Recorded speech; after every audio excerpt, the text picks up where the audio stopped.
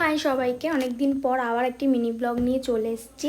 আজকে আমি আর রাজু দুজনে মিলে ঘুরতে গেছিলাম রাজুর মাসির বাড়িতে।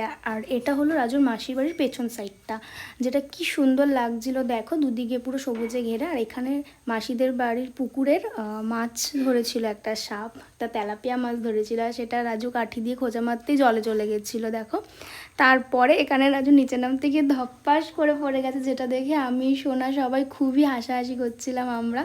তারপর এখানে মেশো দেখো ও একটা বড় একটা বাঁশ নিয়ে ওই মানে সাপটার পেছনে যাচ্ছিল, আর এখানে মাছটা মরেও গেছে। তারপর এখানে রাজু রান্না করছিল, আর কি বলছিল জানো, বলছিল এটা হচ্ছে এঁচড় আর এটা হচ্ছে চিংড়ি।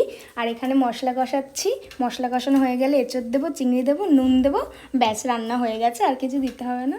তো যাই হোক, এটা হচ্ছে কি ভিডিওটার ফার্স্ট পার্ট ছিল। সেকেন্ড পার্টটা দেখতে হলে এখনও যারা চ্যানেলটাকে সাবস্ক্রাইব করেনি তারা তাড়াতাড়ি সাবস্ক্রাইব করে দাও। Second part